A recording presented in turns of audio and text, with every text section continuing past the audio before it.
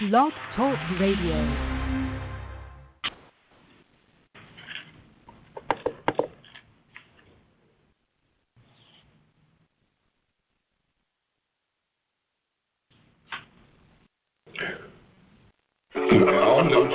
Franchise pros, Stan the Man, Paul Segreto. Time to show you the way of franchising today. Hey, do you possess the spirit of an entrepreneur? Wanna lay your business plan down like a rug or a floor? Or maybe you have a dream of opening a chain of delis, or whatever passion lights that pilot light under your belly. Or do you want to start a business, fam, using the proven trademark from another brand? And grow together and expand like a rage of fire, from a single to a multi-unit empire. Well, pay attention to this podcast that you hear streaming in HD, so fine-tune both of your ears. And Stan and Paul lays down the law. Whether you want to be a franchisee or a franchisor, it's all about sustainable growth, the sensible franchising, proven concepts, the smart enterprising. So use your left and right side of your brain and absorb this knowledge here. Franchising today, Badlands, baby. Franchising today, sustainable growth, the sensible franchising. Franchise today, sustainable growth, the sensible franchising. Franchise today, franchise today, franchising today, yeah. And hello again, everybody in the franchise world. My name is Stan Friedman, and this is Franchise Today. Stan's flying solo today, in a manner of speaking, but ironically enough, here I am in Houston, Texas, home of co-host Paul Segreto. And Paul is not with us today. Paul had a scheduling conflict, and so many times I owe him for those times that I've been traveling, and he has stood in and gone solo. So today is my shot at doing the same, and doing it from Houston, Texas, and making up for the shortcoming by missing Paul. We're doing something that we've probably only done once, maybe twice that I can remember, and that's we're on site today. We're actually visiting the home offices of our guests, and I'm coming to you from Kolache Factory in Katy, Texas. And more about that in just a few minutes, but as we typically do, got some things to share with you in the front of the house. And not the least of those is hearty congratulations to somebody who I have come to call friend here in the last few months. I'm talking about Mary Heitman, who is the new president of the IFA's Educational Foundation, or FERF as we now call it, Franchise Education and Research Foundation. As you may know, Mary joined the IFA back in February as vice president of the foundation, and now that John Reynolds has officially retired, Mary is assuming the role as president, and filling John's shoes is going to be a tall order, but I've met Mary, and as I've gotten to know her, she's going to bring a lot to the Educational Foundation, great new ideas, and building on the ones that have already been years in progress. Also want to congratulate our friends at the Gents Place. The Gents Place is opening its first franchise location this week since launching a national franchising program. Franchisee Peter Terracina signed a multi-unit agreement with the company back in March, including the first location, which will be opening on Thursday in Chicago, Illinois. So congratulations to our friends at the Gents Place. Also wanted to point out, if you've not seen it yet, you definitely want to pick up the November issue of Franchising World magazine and check out the article about strengthening your franchise from the inside out. This is written by our friend Sam Ballas, CEO of East Coast Wings, and we all know Sam's middle name is Ibada. There's nobody who can't learn a little bit about growing their businesses and doing so profitably by checking out Sam's article in the November issue of Franchising World. Also wanted to make you aware that the IFA this year is doing a series of virtual events as a run-up to the convention in Phoenix. And one of those will feature our good friend Greg Nathan. So on December 7th at 1 o'clock, do check out the webinar, the Wednesday Wise webinar that IFA will be featuring Greg Nathan, and you can register for that at franchise.org. Big restaurant news to share with you this week. and that is, we all know last month, Rourke Capital was taking a run at a little company called Buffalo Wild Wings, and there was some pushback on their initial offer, and we've been waiting to hear what might follow. And what follows was announced earlier this week with Arby's acquiring Buffalo Wild Wings for $2.4 billion. That's with a B, $2.4 billion. And so Rourke kind of still did acquire Buffalo Wild Wings, but they're just doing it as a working unit under the Arby's umbrella, which is, of course, a Rourke company. So now that we all know that, something that I didn't know is that Wendy's actually is a beneficiary of this merger.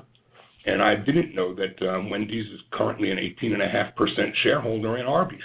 So even the competition, in a sense, stands to gain from Rourke's acquisition of Arby's. And that pretty much does it for the front of the house today. Today we're going to have the real treat to talk about what has been called sweet surprises. And many in the audience, I'm sure, are unaware of what a kolache is, but that's not going to be the case in the next 45 minutes. You're going to know. I've known kolaches because my wife's Czechoslovakian, and that's been part of the construct of Czechoslovakian baking on holidays, as I've been treated to some of the traditional kolaches that are the old world Eastern European delicacy, if you will.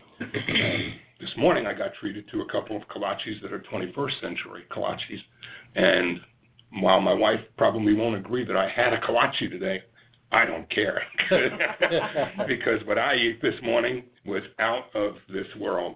So I'm joined today and happy to be hosted by Dawn Nielsen, who is the COO of the Kolache Factory, and her dad, John Banks, who's actually the founder and CEO. And that makes you the first daughter, right? It sure does. Makes me the princess of kolaches. Welcome to Franchise Today. Thank you, Stan. And it's a pleasure to be right here in Houston at your home base. And I'm going to see and taste more of this later today, right? Yes, absolutely. We only have just a few more for you to try. So here goes all that, low-carb stuff that we all strive toward, but what the hey. So as Paul and I always do, we like to try to start our conversation with a little bit of history, because we always say that nobody wakes up one day and says, I'm going to be a franchisor, or I'm going to be baking for a living. There's got to be a run back to some 35 or more years ago where this idea first took hold. And John, why don't you share with us how this all began? Well, we started out in 1982. My wife had a gift shop in a shopping center, and we tasted kolaches there for the first time, I think, and so we really liked the idea, and an opportunity for our lease space came up in the same center, and so we opened up Kolache Factory. We did our own recipes, and from scratch we had an idea of how we wanted it all to work. And so we opened up, and we didn't have any money. We opened for about $9,000, and we borrowed all of that from the bank. So it was a kind of a slow start. But we were on the wrong side of the street. Little did we know, being in the breakfast business, you should be on the morning traffic side. But we survived there for the 3 years of our first lease, and one of the ways we survived was we had a customer that we did a catering job for, and they liked what we did. They owned 13 high-rise office buildings, and we did the catering job for all those buildings in the month of December, and that was pretty much the end of our first year. And that was the first money we'd seen that we made in the kolache business. What inspired it all, though? What were you doing? What was your background? What made you think that this was something that you could do and grow into a thriving business that would sustain and grow and scale? Well, I worked in retail for quite some time. I worked for a Kroger company for about 6 years, and then I worked in a large bakery for 10 years, and I did a number of different jobs in that bakery. We sold the sold bread to the grocery stores. It was quite a large company, and so that was my experience. I felt like I had a lot of experience there in management, and I have been managing department manager since I was probably 22 years old when I moved to Houston. So, but the Kolache I liked the idea because it was a handheld product. And back then, McDonald's had their Egg McMuffin, I think it was, but it would sort of fall all over you if you ate it in the car. So we liked the idea of the Kolache because it was totally portable. And I'm curious about the population of Eastern Europeans that have immigrated to Houston or to the Houston, southern Texas. There's a large base. I mean, I'm thinking most of this audience is hearing the word Kolache for the first time today.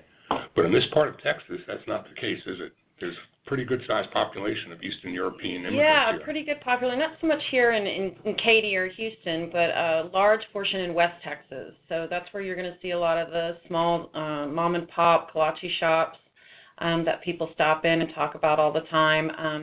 And that's sort of where, Kolache Factory stemmed from, was that Eastern European migration into, the lower part of our Midwest Texas in West. So, Dawn, you're at this since you're 9 years old? I think I was 8, I think, if we want to date myself, but yes. So that was about 9 or 10 years ago, right? Yeah, 9 or 10 years ago. Yeah, so, no, I started my days scrubbing floors and waiting on customers, and so I feel like I've done just about the gamut of everything from top to bottom, so to speak, but it's been quite a journey, and I have a lot left to learn, so it's exciting to see where we are going to be headed in the next few years in our expansion efforts. So, and we're going to talk more about that as we progress, but this is a whole evolution of a family-grown business. You bring a whole new meaning to family-owned business, because your family, husbands, wives, spouses, a lot of people involved in this business have been together for a long time. And a couple of things that the audience should know, and that we'd love to put out there now, because it's the basis of this conversation. This may be a new brand as a franchise, but this company's been in business for 35 years, and there have been people that have been working for this company for dozens of years. So the kind of culture that we like to talk about on Franchise Today is the word sustainable in front of growth and the word sensible in front of franchising. We see many, many new brands come along that haven't had the kind of proof of concept that a 35-year history has got here. So this, to me, is the slow and steady way to grow a franchise business. And this company now, with 24 company-owned stores, 28 franchisees, and just a hair under $30 million in annual sales revenue, I think we can check off the boxes on sustainable growth.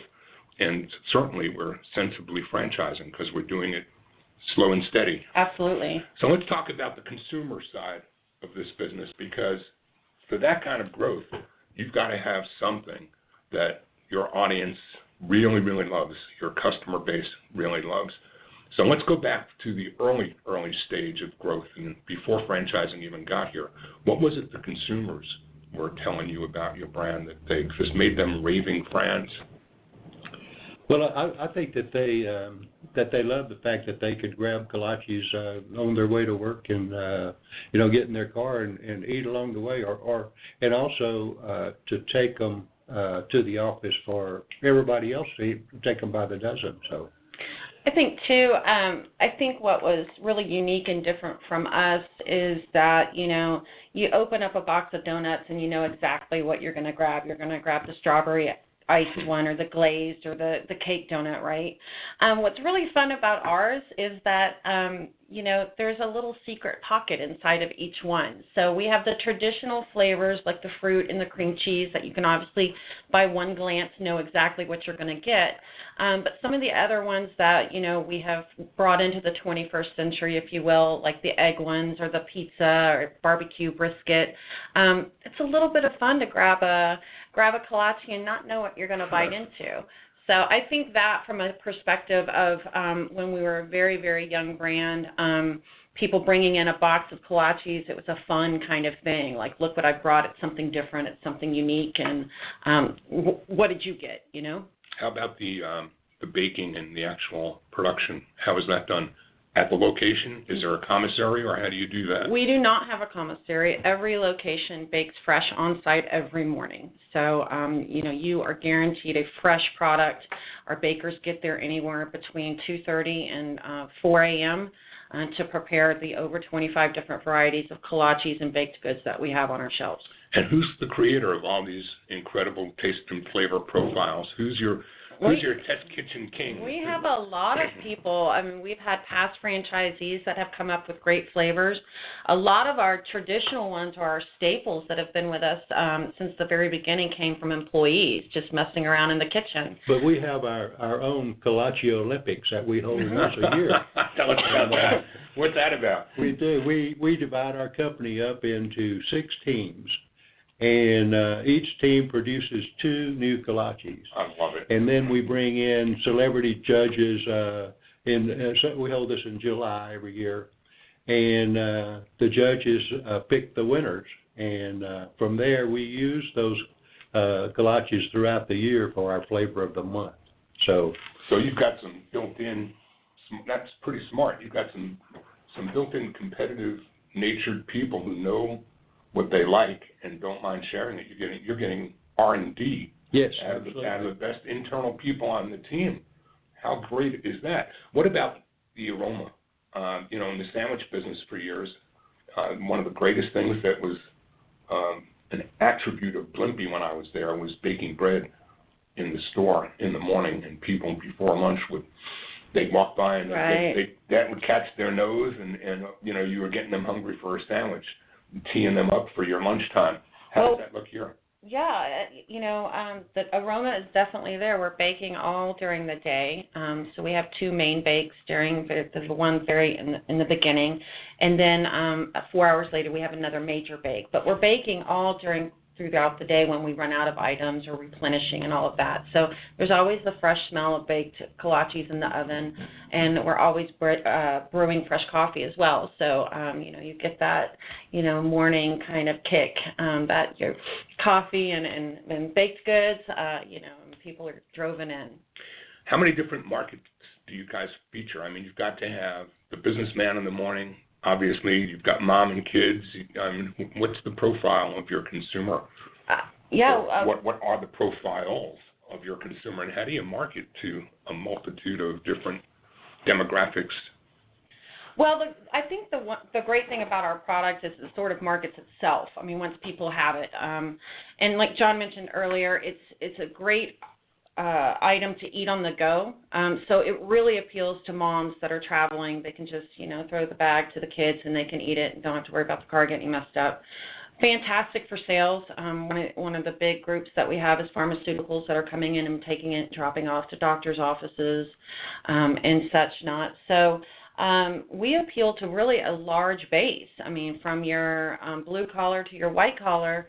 The fact is our product it's got a low price point. It's easy to eat on the go, so we're not really missing anybody on that. How does it do for heat and hold? Does it travel well? I mean, it's easy from a travel perspective to grab and go, but can you take it and freeze it and reheat it, or how does that work? You certainly can freeze it and reheat it. Of course, it's not ever going to have the freshness that you would have with the fresh product. So, but our average sale is close to a dozen, so they're obviously taking the product at other places. And one of the things that we did in the early days was put out coupons for buy 6, get 6 free. And with that idea that somebody came in and bought that dozen, they're not going to eat it themselves. They're going to spread it around. Right. And so that's was our early marketing idea, was to get the product around. Do you find that you still do things to help people understand what a kolache is? Is there an introduction to the product, or do they just find you and fall in love the first time? You know, in Texas, we don't have to do much of an introduction.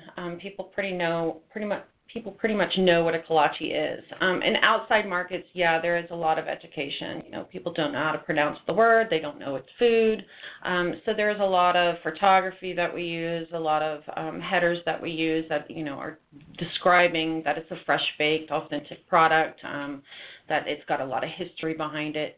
So, and we help our franchisees do that successfully. Talk a little bit about benevolence, because I see too in what I've read that you guys you're definitely paying forward by giving back. Yes. And you've got some relationships with some sports teams, little known clubs like the Houston football team, right? Right, the Houston Texans. But talk to us about the charity and corporate culture when it comes to that kind of benevolence. Yeah, so one of the huge charities that we're involved with is the Leukemia and Lymphoma Society, and we've been involved with them for 12 years. We've raised over $350,000 for the charity. We're personally involved with it because I lost my mother to lung and brain cancer, and I lost my grandmother to multiple myeloma. And multiple myeloma is blood cancer. So we have chosen to partner with the Leukemia and Lymphoma Society for those reasons. It's personal to us. And we think we do a great job, and our employees stand behind it. They get behind it. They help our customers get behind it, and we couldn't do it without either one of those parts of the puzzle to get us to raise those kind of funds. So, again, we've been doing it for 12 years. We also help many other foundations and fund runs and churches and schools within our communities, as well as our franchisees do as well. And the franchisees participate happily in those endeavors? Yeah, in their local areas, yes. Awesome. That's great stuff. I mean, again, it's so much of what makes for a successful franchise is not just the secret sauce that is your product, but it's the culture and bringing the right people into the culture. And we'll talk more about that in the second half of the program. But let's just stick with the stores for a minute and tell me more about what a typical store operation looks like, and how many people, how many items in inventory, what's distribution look like, how does the food get to the store, and how much training does it take for somebody to learn how to manage the integrity of the product?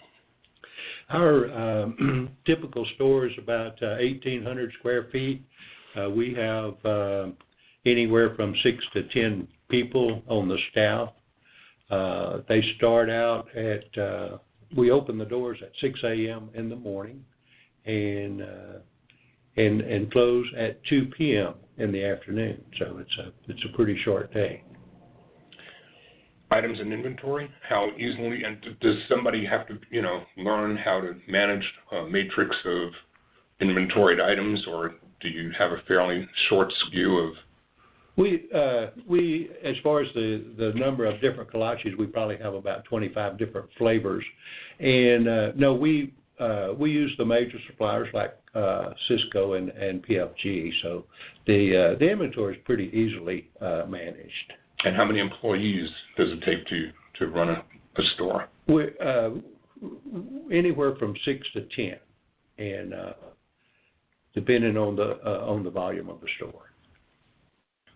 And so these franchisees, are they coming to you as customers first, or? Yeah, we can pretty much wholeheartedly say 100% of them have. Really? We've tried traditional methods of advertising for franchise prospects, but my husband, who handles franchise sales, he is, every time he says it's always that customer that comes back home for the holiday, or a family member comes and visits somebody and they take them to a Kolache Factory and say, oh, you've got to have this.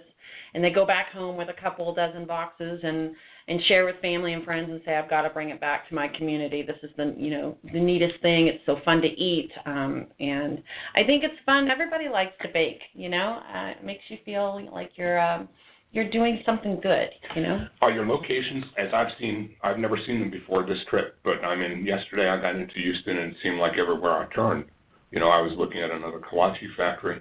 It was late in the day, so to your point, John, they weren't open, but Right. But very, very visible in the retail space. Any designs on non-traditional developments, stadiums, universities, airports? No, we were in an airport once in Indianapolis, and we liked that, but it's strictly a matter of location. That's regardless of where you're at. We're in downtown Houston in the tunnel system, which was our second location that turned out pretty well for us in sales. And but we go out and look at the location every time. We never take anybody else's word for it. We had one failure on our fourth location that was due to location, and we took the salesman's word for it, and which was that this is the best location you'll ever find in your life. So we don't listen at that anymore. We go look, we count the traffic, and we check it out. I'm surprised you fell into that trap after the first store was on the wrong side of the street. I didn't think you'd have to learn that lesson again. I know it. I said if I do that third time, they're going to kill me. So. How is real estate now, as retail is going through such a terrible time? I'm wondering, you know, if locations are more readily available for you now than maybe once upon a time, or is real estate still pretty competitive? It's still very competitive, and the big players like Starbucks, they always seem to be there when that main location opens up. So it's still pretty difficult to get the great one. How far out do you have to secure real estate, or do you not begin to look for locations until you've got a franchisee interested in that location or that zip code, or are you out there looking to procure potential locations in advance of franchisees signing on? No, we wait until the franchise signs the agreement, and then we start looking for a location. And sometimes that can happen right away, or it can take 6 months. Are we still doing company stores, or what's the plan for how you're going to further develop and grow? And we'll talk more about who you're looking for in a little while, but first questions really about company-owned versus franchised operations. Yeah, no, great question. No, our primary focus is on franchising. We will always continue to expand corporately, but that's at a much smaller scale. We have about 26 units right now that are open, that are corporate, and we plan about 1 or 2 a year, depending on if that right location opens up. The other thing is we like to keep our corporate locations central to home base. That's why it's easier for our supervisors to manage them. Franchising is just such a great opportunity because it allows someone else to take our brand and our unique product into a new market, and they can do the footwork and they can hire the employees, and we're there to help support. So franchising is definitely the way we want to expand. It's the only way we're going to be able to get in all 50 states. So we're just, looking for those right candidates that are going to fit within our culture and expand. Do you run into any kind of issues? Do you have separate teams that support franchise versus company-owned stores, or how do you differentiate so that everybody? Well, there are times where franchisees can sometimes get the impression that with so many company stores, a franchisor's got a dual agenda. So do you have a happy culture that way, to where you've got the people doing the support both on the corporate as well as franchise side satisfactorily? Well, we're a family-owned business, which means we wear many hats. So unfortunately, there's few people except payroll and payables that get to say they get to stay in their little cubby hole. But for the most part, yeah, we do. We have 2 supervisors that manage 90% of our corporate units. We do have our franchise training director. He has, I believe, 4 units that are corporate, but he also manages all of our franchise units and helps with training and supporting them on any issues that they have. So that way, it's a good way. He stays a little bit into corporate and then can guide in franchising as well. How much do your franchisees have to become pillars of their community, get involved in the community? I mean, the charity work that you do, as a brand is just admirable. And a lot of brands in my days, the 3-mile radius was the center of my universe, and we had to go out there and do an awful lot of local branding and local marketing. Is there part of that as part of a Kolache Factory franchisee? Is he out there in front of the community, or is he kind of backstage? Well, he needs to be out front in the community, and we have many franchisees that are great advocates in their area, whether that be supporting their local schools or churches, or doing junior achievement or what have you. And we have some that sort of stay in the back, and I think those that stay in the back, it's reflective in their sales. So those people that take the time to go out, do the footwork, meet their neighbors, get involved, your customers want to see that. They want to see that you're giving back. And if you're not giving back and speaking about how you're giving back, then people are questioning why. It makes nothing but sense. We're going to come back and talk more about the profile of a perfect franchisee, if there is such a thing. If you were rubbing the genie out of the lamp, who are we looking for? But first, let me remind you, you're listening to Franchise Today. I'm Stan Friedman, minus Paul Segreto on this day, but speaking with Jerri Banks, who is the president and founder of the Kolache Factory, and first daughter, Dawn Nielsen, recently promoted from VP to Chief Operating Officer. I have to say that because Jerry Darnell is listening. And Dawn is really the fuel that has driven the engine of this company's growth, and she's been at it since, 8 or 9 years old. And what an incredible empire they are building. Franchise Today is brought to you by the Franchise Foundry, where they've been bringing emerging brands to market for more than 30 years. The Foundry fosters healthy, sustainable growth for their clients, the kind that comes from experience. Franchise Foundry provides both coaching and consulting, a hybrid approach, delivering more effective solutions for both the franchisor's corporate team as well as their franchisees. The Franchise Foundry team is rich in practical hands-on experience and expertise with general business management, operational and change management, digital marketing, and of course, franchise recruitment and development. Plus, the Foundry team can also assist with creating roadmaps for potential mergers and acquisitions and providing the guidance needed to navigate those courses. Learn more about Paul Segreto and the Franchise Foundry, along with their expanding list of clients, at www.franchisefoundry.com. Franchise Today also brought to you by FRM Solutions, offering best-in-class CRM and document management software designed specifically for franchising. FRM empowers real-time business intelligence, communication, and collaboration between all members of the franchisor's team and prospective as well as existing franchisees. This enables you to simply and seamlessly track, access, and manage all messages to and from prospective and existing franchisees, including texts. Legal and compliance is simplified too with FRM's document management, and even site visits can be digitally facilitated and scored with FRM. Make today the day you give FRM a look and assure that all of your candidate and franchisee correspondence, including texts, are being permanently tracked and stored in candidate and franchisee records. No long-term contracts, multiple upgrades each year at no additional cost, no excuses, just solutions on the web at frmsolutions.com. So, that business out of the way, let's get back to yours. So let's talk about the franchise side of the business. Whose idea was that, and when did that happen? Well, when we first started out in the business, people would come in and ask us, why don't you open a location down in Pearland or Woodlands or another place? And so we really didn't have the funds to do that. And one way to expand was to start franchising. So we did that in the year 2000. And we had 7 company locations at that time, and we opened 7 franchise locations. So we doubled in the year 2000 when we began this. So it was our way of expanding and without having a whole lot of funds.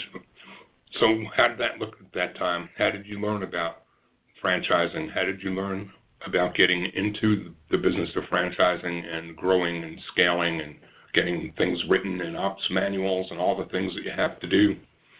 Well, we hired the right people to do it all, I think, and we've always been pretty flexible and tried to do whatever it took to make the franchise successful. So I think that's. I think that when you have as many company-owned stores as you'd already had, what was the number back in 2000, do you suppose? How many stores were already open and operating that you owned back at that time? In 2000, yeah. it was seven companies. So you were already at the point where, most people who go multi-unit in operations, after they get to store number 2 or 3, they get to a place where they understand there's a pivot that has to take place. I'm no longer an operator. I'm a manager. Right. And I've got to have the ability then to hire managers and support people and have manuals to teach them. So basically, whether you were franchising yet or not, when you've got 7 stores going, you need the same things that a franchisor needs to help people get trained and to help them learn your business without you being responsible for everything. Isn't that right? That's true. That's absolutely true. So you were probably further down the road with 7 units than a lot of people are today when they get into franchising with 1 or 2 stores and think they've proven concept. Well, not quite to the degree that you have.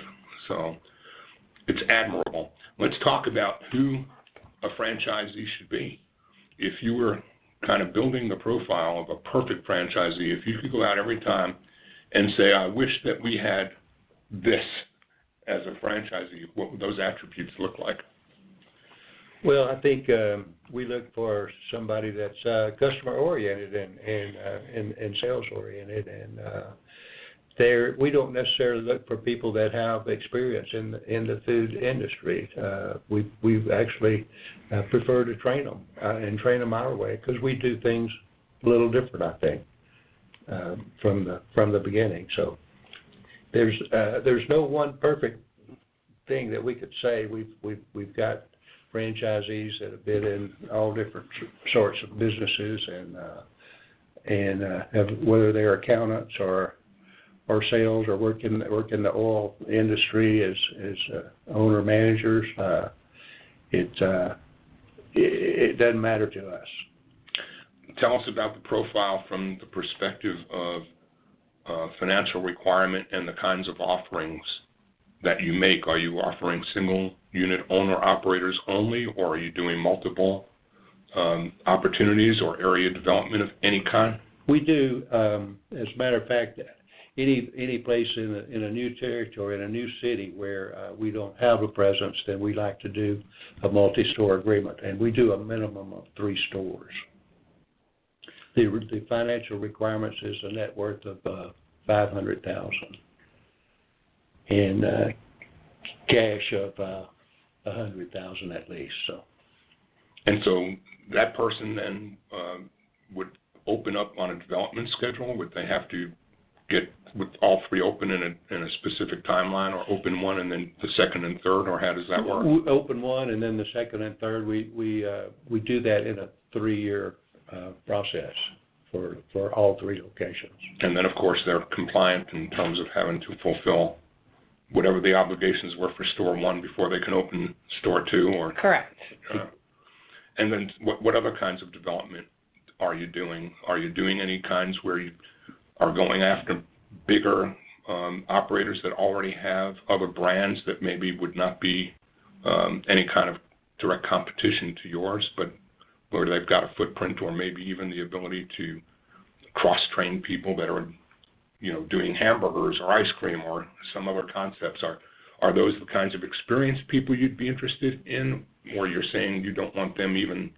Oh no, we do want them, and we are interested. And we've talked to a number of them over a period of time, but we just never have connected yet with the right concept. And so, tell me about the financial performance on the franchisee side.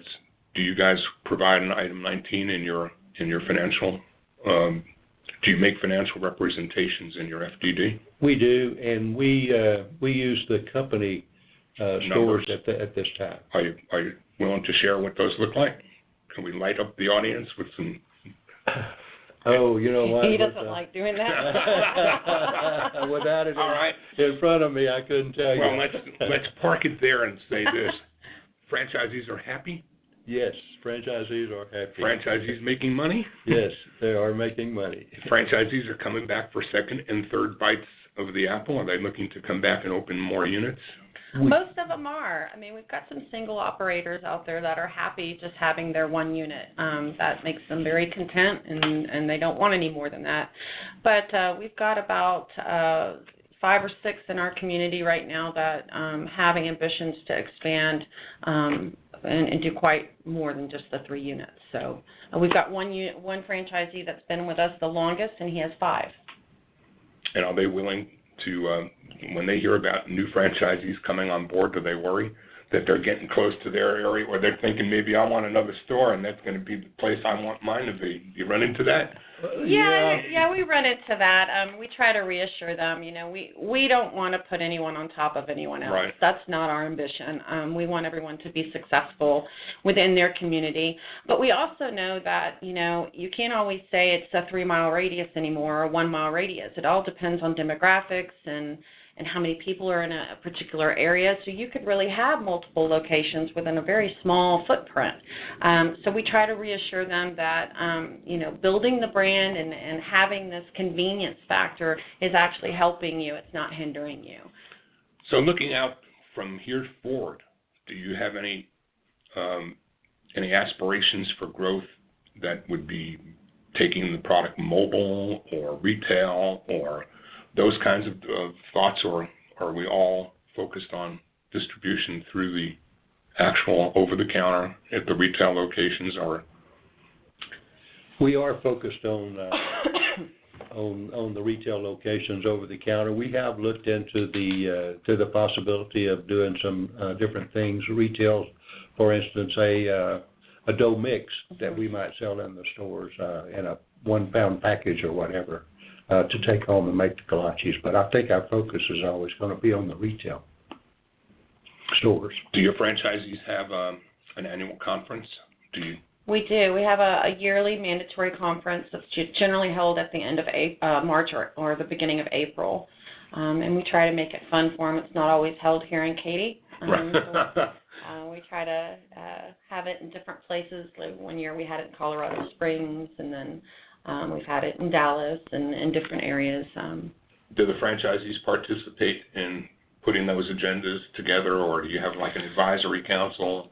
Yeah, so we don't have an advisory council. That is something we are working on right now, and we've been working on trying to find the right people for that committee. But one of the very most important things to me is that we have an open line of communication and dialogue. And so many franchisees over the years have said, hey, we really want to have roundtable discussions. We really want to, hear about this. And we take those things to heart, at least I do. And when we sit down and we have our, many meetings when we're planning out our annual seminar, we're talking about these things that they're bringing to light that they want to hear more about.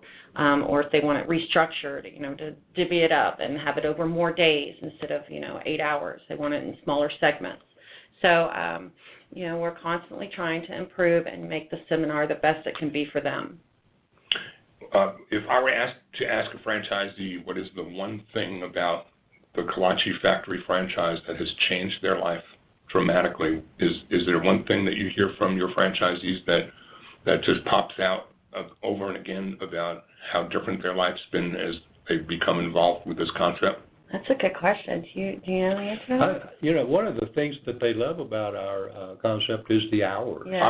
That was going to be mine. If you didn't come up with that, I was going to be, why not? Because I can't count how many times and I'll do it again tomorrow evening. I'll jump on an airplane that'll get me back to Atlanta tomorrow night at about 8 or 8:30. And if I were opening up an in-flight magazine and seeing a picture of somebody with his kids out at the pool or over the grill and saying, this is my life since I've become, a Kolache Factory friend, because you close at 2 o'clock in the afternoon. 2 o'clock, right. That would get me right here. So I'm sure that's got to be one thing that you hear from your franchisees about lifestyle changes and other validation kinds of things that prospective franchisees pick up on. Do you give them any guidance as to the kinds of questions to ask existing franchisees about how they operate their businesses? If you were trying to help the perfect person understand what the most successful traits are, customer-centric, I understand that. What else would you look for? Would it be business acumen or personality or?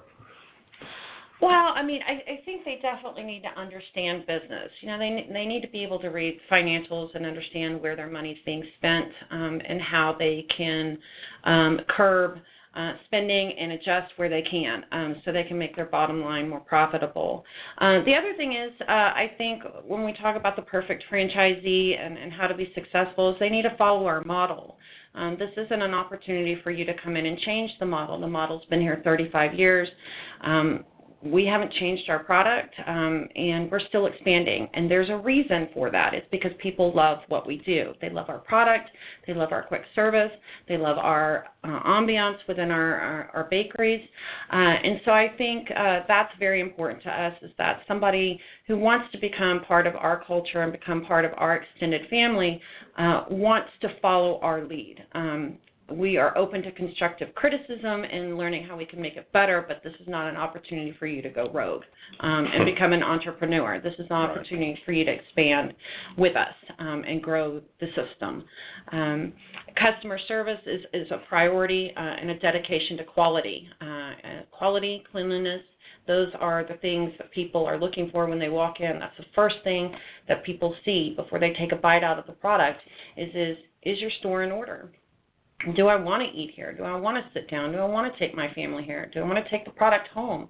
If I don't feel comfortable walking in the place is in shambles, you're not going to be successful, and that's not someone that we're interested in entertaining. So cutting corners and not taking care of the front of the house, the back of the house, and your bottom line, these are non-negotiables. Well, I'm sure you lay that out at Discovery Day the way you just laid it out here, because I'm looking at you, and the conviction of your words tells me that that's non-negotiable. So tell me about your training. So you select the right people, and you get the right people who at least have convinced you that you have likeness of mind and shared vision, shared values and ethics. Tell me about the training program. Right. So our franchise director, Herman Grubler, has a training program that he's written for us, and it's 240 hours of class time and in-store time. So franchisees come down during construction. They're on for 2 weeks. They learn how to run the front of the house, the back of the house. They learn how to order food. They learn how to do catering. There's all whole facets of the things that we do on a daily basis that they learn in the first 2 weeks. They then go home for another week or two and then return just before opening for their final 2 weeks worth of training. And then a lot of that is where they're then responsible for managing that store, really sort of learning how to do it alone but with guidance. Then they also get about 8 hours worth of classroom time here at the corporate office, where we go over all the things that they're going to need to worry about, which is their merchant services, permitting, employment laws, marketing, advertising, those kind of things. Are there any continuing educational programs after the initial training? Do you have refreshers, or do you have any kind of training for their frontline managers or support people? We provide that for them, so if they need that, they just need to contact Herman and schedule that. That would be something at their cost, whether they would send someone here, or if they are just opening and they need additional assistance. Like John said in the very beginning, we're here to support the franchisees. We send someone back on a plane or back in the car to get back up there to make sure that they open correctly. We send a team of people up there to help them open the first week, and then they're sort of on their own. But if anything happens after that point and they need additional assistance, we're there to make sure that they get started right.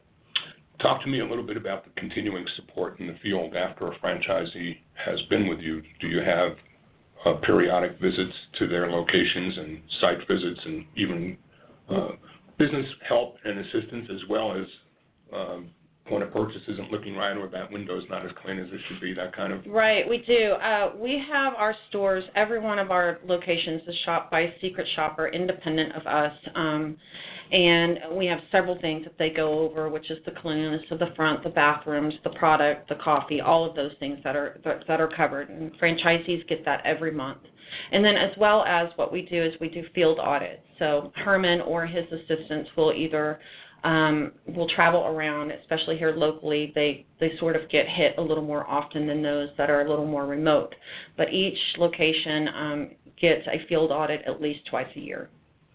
And then on the marketing side, talk a little bit about your marketing fund and how it does what it does in support of the franchisees. I know that the charity and the athlete, involvement has got to be something that everybody benefits from. But what about local store marketing? How is that facilitated? Yeah, so the ad fund currently is something that we're reviewing, but currently the way it works right now is it goes to support system-wide initiatives. So when we do a major photography shoot, like you're looking right there in front of you, everybody shares in the cost of that. The ad fund covers our email program, it covers our gift card program, it covers a lot of the different little things that we do that make our system better than a mom and pop. So I'm proud of what the ad fund is able to support because the number of units that we have allows us to do many things we would not otherwise be able to do. When we talk about here specifically in Houston, we have partnered with the Houston Texans currently, as well as the Skeeters, which is like a B baseball team out here in Sugar Land. And it allows us to have big billboards, LED signage, call-outs, radio, and stuff like that that we would not otherwise be able to do. You do some things, too, where you give back money for, like, a touchdown, or there's something that... Right. So currently with the Texans, if the Texans get within the end zone, there is a $5,000 amount that goes back to the Texans Educational Fund. Which just makes, again, it makes for the kind of impression on your community, right, that you're not just people taking. Exactly. You're giving back, and you're doing it because you're not doing it for profit. You're doing it to be part of the community. A couple of other things before we run out of time that I want to ask you about, because you're very modest, and I don't want to let the time get away without the audience knowing about some of the fine awards and accolades that have come your way. You've been recognized by the Food Network and others. Talk a little bit about some of those accolades. Well, there's many of them. You sort of get mentioned and you don't even know you're out there. But entrepreneurs mention us almost every year for the last, I believe, 5 years as the top 500 franchise units. And then, there's baking has mentioned us, I think in the top, I don't remember if it was 200, and then the top 50 largest food service bakery chains. That's what it was. Thank you. So we Fast 100 Growing Companies. Houston nominated us for that for 5 years in a row. So that was great here locally. America's top 5 drive-thrus by the Food Network is what caught my eye. Yeah. Back in the day. That was back in the day. Back in the day when I was in the chicken wing business, we were a small company. We were maybe 35 or 40 stores at that time. But the Food Network, Al Roker came and featured us on a weekly program that was called Roker on the Road. And it probably took 30 or 35 hours to film what turned into about 7 or 8 minutes of television. But when that segment aired, what it did for us was it crashed our website. It just crashed the website with interest and with people coming our way. The power of the Food Network is something that I don't underestimate. And so when I saw recognition and accolades coming your way from the Food Network, it just validated what I thought I knew about this company before I even got here. What's funny about that award is when that was bestowed upon us, that was the only drive-through we ever had. So it was the first, and we got the award. So we thought that was pretty funny. And we saw a spike in business after that aired, too, I would as have well. to believe so. Yeah, even aired a couple of times after the initial one, and each time we'd see a spike in the business. So they have a lot of weight there. They've got a very, very loyal and dedicated audience of foodies And so when you've got something good and they've not heard of it before, they became the gift that kept on giving for us, because to your point, it aired, and then it aired again, and then it aired again, and each time it did, we were able to feel that spike. So I'm sure that many more times coming your way in the future. Our audience has learned quite a bit about this company today, and I'm sure that there are going to be some people out there who would like to learn even more. So any places that you are going to be, either at expos or at industry shows, or any place that people can go to learn more about you, or just how to get in touch with you? Yes, we don't have any trade shows on the books for the next quarter, but if they want to learn more, they can go to kf-franchising.com. There's a whole section there about us. They can also contact Aaron Nielsen, which is the Chief Development Officer, at 281-829-6188, extension 108. Do that again. 281-829-6188, extension 108. Again, that's Aaron Nielsen. And he'll be happy to answer any questions that they might have. But I encourage everybody to check out the website. If you forget kf-franchising.com, there's always kolachefactory.com, and there's a little link up there that'll help you get you to where you need to be. Spell Kolache. Kolache. Because, again, we take things for granted, but, the audience is hearing the word for the first time. Let's not tempt fate and hope that they can't figure out how to spell it. So, any parting thoughts? Well, we've been really lucky. We started, as I mentioned, in 1982, and when you look at our sales chart, every year for 34 years has been greater in sales than the previous year. So I'm very proud of that. So I couldn't get an item 19 earnings representation, but you came back strong right there, John. That's good. Listen, positive comp sales and positive growth. Franchising is all about making successful people more successful, doing what you've described, following systems, Don, and not trying to reinvent the wheel.